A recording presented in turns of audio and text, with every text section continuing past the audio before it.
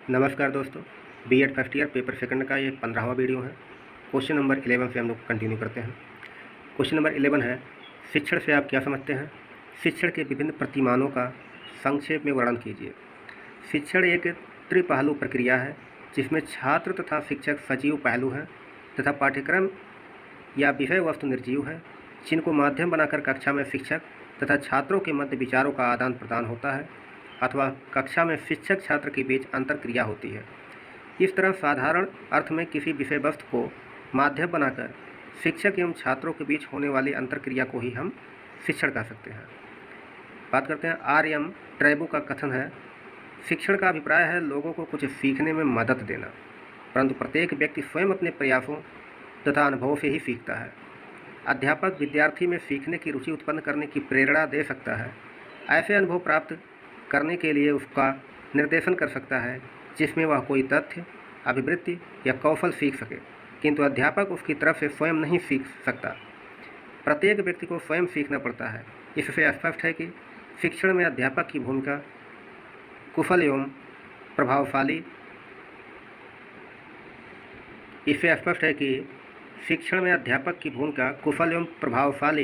अधिगम के लिए परिस्थितियों का निर्माण करना, उसका निर्देशन एवं अभिप्रेरण करना है। परिस्थितियों के निर्माण एवं निर्देशन का दायित्व आज के मनोवैज्ञानिक अध्ययनों के परिप्रेक्ष्य में कम जटिल नहीं है। इस जटिल दायित्व के निर्वाह के लिए जिस कुशल अध्यापक की आवश्यकता होती है वह प्राचीन धारणा के अनुसार जन्मजात नहीं हो सकता। उसे सुयोग्यता पर आधारित शिक्षा की आवश्यकता होती है। इसलिए शिक्षण को अब एक व्यवसाय का रूप दिया गया है और शिक्षण को मात्र कला नहीं अपितु विज्ञान माना जाने लगा है। संक्षेप में यह निष्कर्ष निकाल सकते हैं कि शिक्षण वह प्रक्रिया है जो सीखने को प्रभावित करती है। बात करते हैं क्लार्क के अनुसार, अधिगम एक स्थायी व्यवहार परिवर्तन है और शिक्षण वह प्रक्रिया है जो छात्रों के व्यवहार में अस्थायी परिवर्तन लाती है। इस प्रकार शिक्षण की उपलब्धि का मानदंड अधिगम ही है। बात करते हैं बी.एस. ब्लूम का कथन के अनुसार, शिक्षण की क्रियाओं, विधियों, व्याख्यान, गृह कार्य, वाद विवाद आदि का उद्देश्य होता है कि छात्रों के ज्ञानात्मक, भावात्मक तथा क्रियात्मक पक्षों के स्तरों का विकास करना। यह विकास अधिगम का ही प्रारूप होता है। एल गेज का कथन है, शिक्षण तथा अधिगम के प्रत्ययों में अंतर किया जा सकता है, परंतु शिक्षण की प्रक्रिया का अधिगम के साथ समन्वय अवश्य करना चाहिए, तभी वह प्रभावशाली हो सकता है। बात करते हैं, शिक्षण स्वयं में एकांगी प्रक्रिया है। इसको पूर्णता मिलती है तब जब उसके साथ अधिगम जुड़ जाता है। ठीक है, शिक्षण स्वयं में क्या है? एकांगी प्रक्रिया है। यह कब पूरी होती है या यह कब पूर्णता को प्राप्त करती है? जब उसके साथ अधिगम भी जोड़ दिया जाता है। इस प्रकार अधिगम तथा शिक्षण साथ साथ चलते हैं। अध्यापक शिक्षण करता है और छात्र क्या करते हैं? अधिगम करते हैं, लर्निंग करते हैं। बर्टन का कथन है, शिक्षण अधिगम हेतु उद्दीपन, मार्गदर्शन तथा दिशा बोध है। बहुत से अध्यापक एक विशिष्ट विषय वस्तु को पढ़ाते हैं, पर सही अर्थ में उन्हें छात्रों को पढ़ना चाहिए, ठीक है, जिनके विकास का दायित्व उनके ऊपर होता है। अध्यापक को भी पढ़ाने से पहले पढ़ने की तैयारी करनी पड़ती है। पढ़ने वाले को तैयार करने के लिए उसका मनोवैज्ञानिक अध्ययन करना पड़ता है। उन उपायों का पता लगाना पड़ता है जिनसे सीखने वालों को सीखने के लिए तैयार अथवा प्रेरित किया जा सकता है। अधिगम के उन सिद्धांतों एवं प्रकृति का पता लगाना पड़ता है जिन पर शिक्षण को आधारित करना होता है। फलतः शिक्षक का दायित्व एवं शिक्षण कार्य की दुरूहता बढ़ती जाती है। अब बात करते हैं शिक्षण प्रतिमानों की धारणाएं। शिक्षण प्रतिमानों की निम्नलिखित धारणाएं हैं। नंबर 1, शिक्षण एक वातावरण उत्पन्न करने का साधन है जो स्वतंत्र अवयवों को सम्मिलित करता है। नंबर 2, पाठ्य वस्तु तथा कौशल अनुदेशन का कार्य करते हैं जिनके द्वारा छात्रों तथा शिक्षक के मध्य अंतः प्रक्रिया होती है। नंबर 3, विभिन्न उद्देश्यों की प्राप्ति के लिए शिक्षण तत्वों की व्याख्या विभिन्न प्रकार से की जाती है जिससे विभिन्न उद्देश्यों की प्राप्ति हो सके। नंबर 4, शिक्षण प्रतिमान वास्तव में वातावरण उत्पन्न करने के प्रतिमान हैं जो सीखने के अनुभवों के लिए वास्तविक तथा व्यवहारिक रूपरेखा प्रदान करते हैं। अब बात करते हैं शिक्षण प्रतिमान के प्रकार। शिक्षण के क्षेत्र में अनेक मतों तथा सिद्धांतों पर आधारित शिक्षण प्रतिमान प्रचलित है। सिद्धांतों के आधार पर प्रतिमानों को 4 प्रकार से विभक्त किया जा सकता है। सभी प्रतिमानों को निम्न सारणी द्वारा स्पष्ट समझाया जा सकता है। इस सारणी में एक तरफ प्रतिमान है और दूसरी तरफ उसके उद्देश्य एवं उपयोगिता है। नंबर 8, सामाजिक अंतः प्रक्रिया में नंबर फर्स्ट है सामूहिक अन्वेषण प्रतिमान, जॉन डीबीओ हार्वर्ड के द्वारा दिया गया सामूहिक अन्वेषण प्रतिमान। इसके उद्देश्य और उपयोगिता क्या है? जनतांत्रिक क्षमता का विकास। सामूहिक अन्वेषण प्रतिमान का उद्देश्य क्या है? जनतांत्रिक क्षमता का विकास, कौशल एवं ज्ञान का विनियोग, वैयक्तिक तथा सामाजिक विकास। ठीक है, ये सामूहिक अन्वेषण प्रतिमान किसके द्वारा दिया गया? जॉन डीबी और हार्वर्ड के द्वारा। नंबर सेकंड चूरिश पोटेंशियल मॉडल, ये ओनाल्ड ऑलिवर एवं जेम्स पी सावर का है। इसके उद्देश्य हैं सूचनाओं के आधार पर सामाजिक समस्याओं को तर्कपूर्ण ढंग से सोचने समझने का अवसर देना, चूरिश पोटेंशियल मॉडल। नंबर थर्ड सामाजिक परीक्षा प्रतिमान, ये बेंजामिन कॉक्स के द्वारा दिया गया। इसका उद्देश्य है सामाजिक समस्याओं के समाधान की क्षमता तथा तर्क शक्ति का विकास करना। ठीक है। नंबर 4 है प्रयोगशाला विधि प्रतिमान, ये बेथल तथा गेने के द्वारा दिया गया। इसका उद्देश्य है सामूहिक कौशल, वैयक्तिक क्षमता एवं समायोजन का विकास करना, ये प्रयोगशाला विधि प्रतिमान का उद्देश्य है। अब नंबर 5 सूचना प्रक्रिया स्रोत। ठीक है, इसमें है प्रत्यय निष्पत्ति प्रतिमान, जो कि जे ब्रूनर के द्वारा दिया गया है। इसका उद्देश्य है आगमन तर्क के विकास में सहायक। नेक्स्ट है आगमन शिक्षण प्रतिमान, जो कि हिल्डा और तबा के द्वारा दिया गया। इसका उद्देश्य है आगमन शिक्षण प्रतिमान का उद्देश्य है मानसिक आगमन प्रक्रिया का विकास, ठीक है, प्रत्यय तथा सिद्धांतों का बोध कराना। नेक्स्ट है परीक्षा प्रशिक्षण प्रतिमान, जो कि रिचर्ड सकमन के द्वारा दिया गया है, सकमैन। ठीक है, इसका उद्देश्य है सामाजिक उद्देश्यों की प्राप्ति के लिए व्यक्तिगत क्षमता का विकास करना। नेक्स्ट है जैविक विज्ञान परीक्षा, जो कि जोसेफ जे सकवाब प्रतिमान। ठीक है, इसका उद्देश्य है अन्वेषण प्रणाली का बोध, सामाजिक विधियों का शिक्षण, प्राप्त सूचनाओं के आधार पर समस्याओं पर तर्कपूर्ण विचार करना। नेक्स्ट है प्रगत संगठनात्मक, ठीक है, डेविड आफबेल प्रतिमान के नाम से भी जाना जाता है। इसके उद्देश्य है प्रत्ययों तथ्यों का बोध तथा ज्ञान का विकास, ज्ञान एवं व्यवहार में संबंध स्थापित करना, पाठ्य सामग्री को रोचक एवं सार्थक बनाना। नेक्स्ट है विकासात्मक प्रतिमान, जीन पियाजे के द्वारा दिया गया। इसका उद्देश्य है सामान्य बौद्धिक विकास के लिए विशेष तर्क की क्षमताओं और सामाजिक तथा नैतिक विकास के लिए। नंबर 7 है व्यक्तिगत स्रोत, जिसमें है दिशा विहीन शिक्षण, जो कि कार्ल रोजर्स प्रतिमान। ठीक है, दिशा विहीन शिक्षण प्रतिमान है कार्ल रोजर्स के द्वारा दिया गया है। इसका उद्देश्य है स्वानुदेशन से व्यक्तिगत विकास, स्वयं सीखने, स्वयं अन्वेषण करने, आत्मबोध करने के लिए। नेक्स्ट है कक्षा सभा प्रतिमान, विलियम ग्लेसर के द्वारा दिया गया है। इसका उद्देश्य है कर्तव्य परायणता की क्षमताओं का विकास, आत्मबोध के कौशल का विकास करना। नेक्स्ट है सृजनात्मक प्रतिमान, विलियम गॉर्डन के द्वारा दिया गया। इसका उद्देश्य है सृजनात्मक क्षमताओं का विकास, समस्या समाधान की क्षमता का विकास करना। नेक्स्ट है जागरूकता शिक्षण, WS फिट्ज प्रतिमान, स्वयं जानकारी कर सकने की व्यक्तिगत क्षमताओं का विकास करना, पारस्परिक संबंधों को विकसित करना। नेक्स्ट है प्रत्यय प्रणाली प्रतिमान, डेविड एफ हंट के द्वारा दिया गया। व्यक्ति समंजन व्यक्तित्व में लचीलेपन का विकास करना, जिससे वातावरण के साथ छात्र समायोजन कर सके। नेक्स्ट है व्यवहार परिवर्तन स्रोत, सक्रिय अनुबद्ध, BF स्किनर अनुक्रिया प्रतिमान। इसका उद्देश्य है वैयक्तिक विभिन्नता पर ध्यान, ज्ञानात्मक पक्ष के उद्देश्य की अनुक्रिया की प्राप्ति करना। कुछ मनोवैज्ञानिक शिक्षण प्रतिमान, जैसे नंबर 1 बुनियादी शिक्षण प्रतिमान, नंबर 2 कंप्यूटर पर आधारित टीचिंग प्रतिमान, नंबर 3 विद्यालय अधिगम का शिक्षा प्रतिमान, नंबर 4 अंतःक्रिया शिक्षण प्रतिमान। अब बात करते हैं क्वेश्चन नंबर 12 की, बुद्धि की परिभाषा दीजिए तथा इसके सिद्धांतों का संक्षेप में वर्णन कीजिए। उत्तर है समस्याओं को हल करने की योग्यता, जिनमें ज्ञान और प्रतीकों को समझने एवं प्रयोग करने की आवश्यकता हो, जैसे शब्द, रेखाचित्र, समीकरण आदि बुद्धि है। बर्किंघम के अनुसार सीखने की योग्यता ही बुद्धि है। टर्मैन के अनुसार जो व्यक्ति जितना ही अधिक चिंतन करने की योग्य है, वह उसी अनुपात में बुद्धिमान है। मैकडूगल के अनुसार बुद्धि वह शक्ति है जिसके द्वारा अतीत के अनुभवों के प्रयास में जन्मजात प्रवृत्ति में सुधार किया जाता है। ठीक है, तो मैकडूगल साहब ने क्या कहा? बुद्धि वह शक्ति है जिसके द्वारा अतीत के अनुभवों के प्रयास में जन्मजात प्रवृत्ति में सुधार इम्प्रूव किया जा सके। ठीक है, या इम्प्रूव किया जाता है।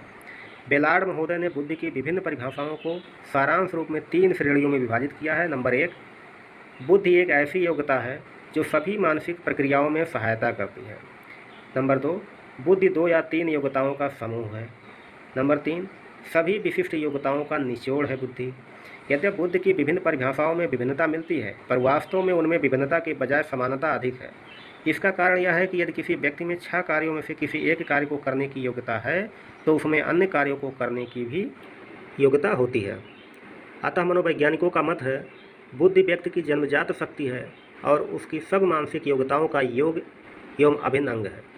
रैक्स व नाइट के अनुसार बुद्धि वह तत्व है जो सब मानसिक योग्यताओं में सामान्य रूप से सम्मिलित रहता है। यह परिभाषा इस शताब्दी की सबसे महत्वपूर्ण मनोवैज्ञानिक खोज का प्रतिष्ठापन करती है। कौन? रैक्स व नाइट के अनुसार बुद्धि क्या है? तत्व है जो सब मानसिक योग्यताओं में सामान्य रूप से सम्मिलित रहता है। बुद्धि के विषय में अब एक नया मत यह विकसित हो रहा है कि बुद्धि नामक कोई भी तथ्य नहीं है। प्रत्येक व्यक्ति की अपनी क्षमता होती है, कैपेसिटी होती है। किसी कार्य को करने की क्षमता की भिन्नता ही विभेद करती है। एक व्यक्ति एक क्षेत्र में अपनी योग्यता व क्षमता का लाभ उठाता है, तो दूसरा व्यक्ति दूसरे क्षेत्र में लाभ उठाता है। स्टोडर्ड ने इसलिए बुद्धि के अस्तित्व को स्वीकार करते हुए कहा है, किसने? स्टोडर्ड ने, बुद्धि वह योग्यता है, एबिलिटी है, जिसमें कठिनाई, जटिलता, अमूर्तता, मितव्ययिता, उद्देश्य के प्रति अनुकूलता, सामाजिक मूल्य, मौलिकता की आवश्यकताओं की विशेषताएं हों तथा भावात्मक व्यक्तियों के प्रति क्या हो? सहनशीलता हो। बुद्धि की उपयुक्त परिभाषाओं के आधार पर उसकी निम्न विशेषताएं स्पष्ट होती हैं। नंबर 1, बुद्धि व्यक्ति की जन्मजात शक्ति है, ठीक है, इनबॉर्न पावर है। नंबर 2, बुद्धि व्यक्ति को अमूर्त चिंतन की योग्यता प्रदान करती है।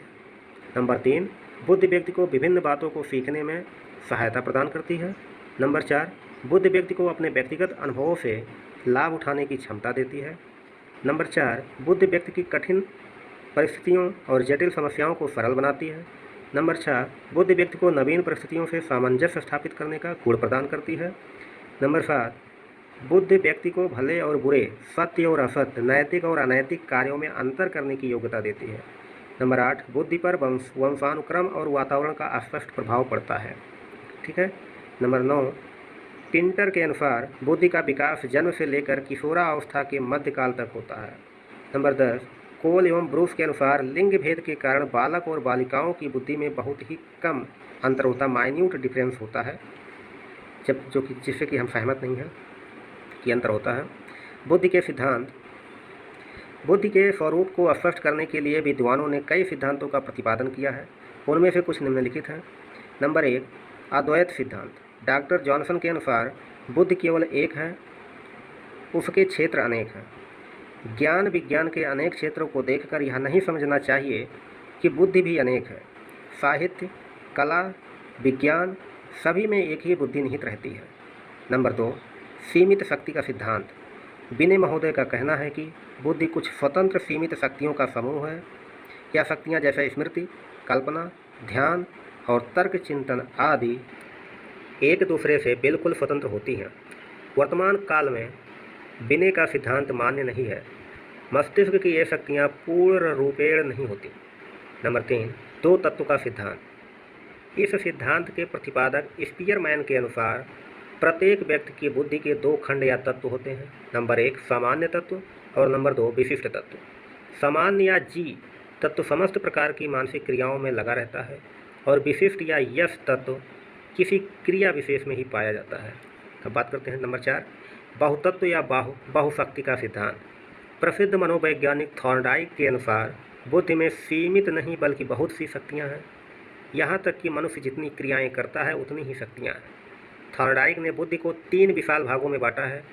नंबर 1 सामाजिक बुद्धि, नंबर 2 मूर्त बुद्धि, नंबर 3 अमूर्त बुद्धि।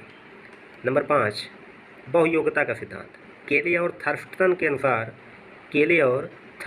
अनुसार बुद्धि बहुत सी योग्यताओं का समूह है। जैसे केले के अनुसार नंबर 1 वाचिक योग्यता, नंबर 2 सांख्यिकी योग्यता, नंबर 3 स्थानिक संबंधों के साथ सफल व्यवहार करने की योग्यता, नंबर 4 क्रियात्मक योग्यता, नंबर 5 संगीतात्मक मेधा, नंबर 6 यांत्रिक योग्यता, नंबर 7 सामाजिक बुद्धि, नंबर 8 रुचि, नंबर 9 शारीरिक बल।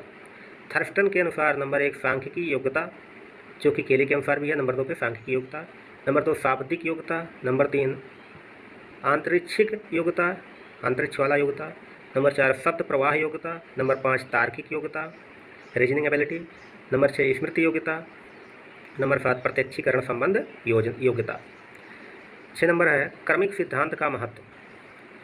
बर्ट तथा वर्नन ने मानसिक योग्यताओं को क्रमिक महत्व की चीज़ बताते हुए बुद्धि का एक नया सिद्धांत प्रतिपादित किया है। इन विद्वानों ने बुद्धि का प्रथम और सबसे महत्व का स्तर सामान्य मानसिक योग्यता को माना है। इस योग्यता को पुनः इन लोगों ने 2 भागों में बांटा है। नंबर 1 क्रियात्मक आंतरिक्षिक यांत्रिक शारीरिक तथा नंबर 2 शाब्दिक सांख्यिकी शैक्षणिक। इन दोनों वर्गों को आगे चलकर अनेक मानसिक योग्यताओं में बांटा गया है। सबसे नीचे का स्तर विशिष्ट मानसिक योग्यताओं का है। क्वेश्चन नंबर 13 की बात करते हैं अब। किशोरावस्था दबाव, तनाव, संघर्ष एवं तूफान की अवस्था है, व्याख्या कीजिए। किशोरावस्था एक संघर्ष एवं तूफान का समय होता है जिसमें बालक की कल्पनाएं ही नहीं अपितु संवेग, मनोभावनाएं और अभिरुचियां अस्पष्ट सी रहती हैं। किशोर बाल्यावस्था से थोड़े अधिक अनुभवों के साथ एक प्रौढ़ सी शारीरिक परिपक्वता रखता है। वह एक बालक के रूप में स्वीकार किया जाना किसी रूप में स्वीकार नहीं करता है। लिंगीय विकास से उसके अंदर अनेक संवेगात्मक उलझनें पैदा होती हैं जो आत्मनियंत्रण की समस्याओं का कारण होती है। यह अपने तथा दूसरे के संबंध में भी समायोजन का कठिन समय होता है। प्रसिद्ध कवि कीट्स ने किशोरावस्था का चित्रण कुछ इस प्रकार किया है। The imagination of young boy is healthy and the mature imagination of a man is healthy, but there is a space of life in between in which the soul is in a ferment, the character undecided and the way of life uncertain। ये John Keats का कथन है। निश्चित रूप से किशोरावस्था जीवन का अनिश्चित, तनावपूर्ण तथा संघर्ष का काल होता है क्योंकि इसमें व्यक्ति के शारीरिक, मानसिक, भावनात्मक संवेगों आदि का तीव्र गति से विकास होता है। साथ ही बालक को अपने भविष्य को सुनिश्चित करने की उलझनें भी होती हैं। यह एक व्यापक परिवर्तन का काल होता है। इसका स्पष्टीकरण किशोरावस्था में होने वाले निम्न परिवर्तनों अर्थात विशेषताओं के आधार पर स्पष्ट किया जा सकता है। नंबर 1 शारीरिक परिवर्तन। किशोरावस्था में अनेक प्रकार के महत्वपूर्ण शारीरिक परिवर्तन होते हैं। इस समय शारीरिक दृष्टि से यौनारंभ के लक्षण प्रकट होते हैं। बालिकाएं स्त्रीत्व को तथा बालक पुरुषत्व को प्राप्त करते हैं। शारीरिक दृष्टि से बालकों और बालिकाओं में परिपक्वता आ जाती है। नंबर 2 मानसिक विकास। किशोरावस्था में शारीरिक विकास के साथ साथ मानसिक योग्यताओं में भी वृद्धि होती रहती है। विशेष रूप से उनमें मानसिक गुण पाए जाते हैं जैसे कल्पना, स्मृति, दिवा स्वप्नों की अधिकता, तर्क, निर्णय शक्ति में वृद्धि तथा विरोधी दशाएं इत्यादि। नंबर 3 स्थायित्व एवं समायोजन का अभाव। इस समय किशोर की मना स्थिति शिशु की भांति अस्थिर होती है। रॉस ने किशोरावस्था को शैशवावस्था की पुनरावृत्ति कहा है। ठीक है कि शैशवावस्था फिर से रिपीट कर रही है। इस समय उसमें इतनी तेज़ी से परिवर्तन होते हैं कि वह कभी कुछ विचार करता है और कभी कुछ। उसकी मनोदशा अस्थिर होती है। परिणाम स्वरूप वह अपने को पर्यावरण से समायोजित करने में समर्थ होता है। ठीक है। नंबर 4 संवेगात्मक जीवन। किशोर का जीवन बहुत ही भावात्मक होता है। ठीक है। संवेगात्मक आवेश में वह असंभव एवं असाधारण कार्य करने का संकल्प कर डालता है। कभी वह अदम्य उत्साह से भरा होता है, कभी वह बहुत हतोत्साहित दिखाई देता है। मतलब दोनों, ठीक है, अप एंड डाउन दोनों कंडीशन देखने को मिलती है इस अवस्था में। नंबर 5 विरोधी मानसिक दशाएँ। किशोर में विरोधी मानसिक दशाएँ उसे कभी स्वार्थी तथा कभी परमार्थी बना देती है। इसका कारण संवेगात्मक जीवन में अपने को समायोजित न कर सकना है। किशोरावस्था उच्च स्तर पर प्रारंभिक बाल्यकाल का पुनरावर्तन है। बौद्धिक रूप से वह अवश्य बालक से श्रेष्ठ होता है, पर संवेगात्मक रूप से वह अधिक उलझन युक्त और अव्यवस्थित रहता है। प्रायः वह छोटी छोटी बातों को लेकर शीघ्र ही अप्रसन्न हो जाता है। वह कभी अत्यंत प्रसन्न हंसता हुआ दिखाई देता है तो दूसरे क्षण ही दुखी, चिंतित और उदासीन दिखाई देता है। अपने अपने किशोरावस्था को याद जरूर कीजिएगा इसको पढ़ते हुए। नंबर 6 मानसिक स्वतंत्रता तथा अधिकारों के प्रति विद्रोह की भावना।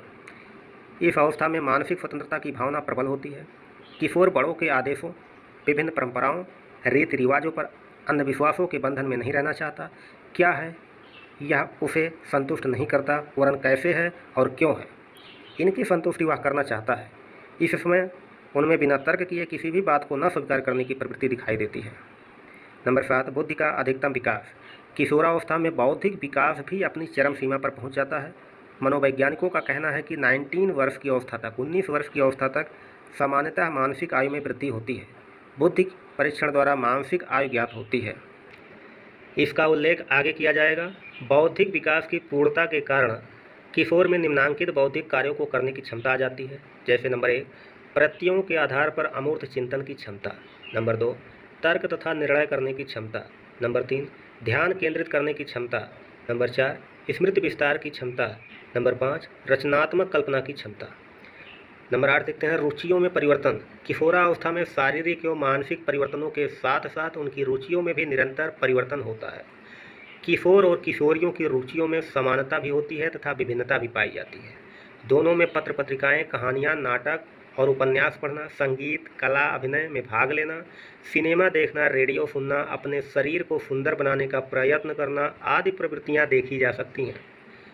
किशोरों की खेल कूद, व्यायाम, दौड़ धूप करना, साहस के कार्य करना आदि में विशेष रुचि होती है।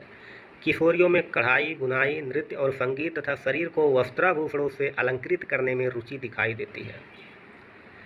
9 नंबर है काम भावना का विकास। किशोरावस्था में काम प्रवृत्ति क्रियाशील हो उठती है।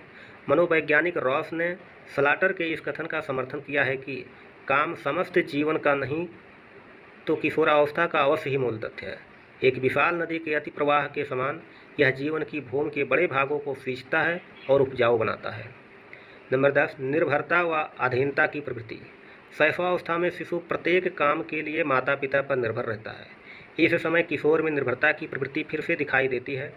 यह निर्भरता आवश्यक नहीं है कि माता पिता के प्रति ही हो, वरन यह प्रवृत्ति उन वीरों के प्रति होती है जो वास्तविक जीवन में साहित्य तथा इतिहास में पाए जाते हैं। नंबर 11, धार्मिक भावना का उदय। उपर्युक्त वर्णित निर्भरता की प्रवृत्ति के फलस्वरूप धार्मिक चेतना का उदय होता है। किशोर ईश्वर के किसी न किसी रूप से संभावित होकर ईश्वर की सत्ता में विश्वास करने लगता है। धार्मिक चेतना का प्रकाशन आत्मसंयम, आत्मनियंत्रण, कर्तव्य पालन तथा समाज सेवा के रूप में होता है। समाज सेवा की भावना। इस अवस्था में समाज सेवा की भावना प्रबल हो जाती है। इस संबंध में रॉस महोदय का कथन है, किशोर समाज सेवा के आदर्शों का निर्माण और पोषण करता है। उसका उदार हृदय मानव जाति के प्रेम से ओतप्रोत होता है और वह आदर्श समाज का निर्माण करने में सहायता देने के लिए उद्विग्न रहता है। नंबर 13 है कल्पना का बाहुल्य। किशोर अत्यधिक कल्पनाशील होता है। व्यवहारिक जीवन में किशोर अपनी सभी अभिलाषाओं को पूरा करने में अपने को असमर्थ पाता है।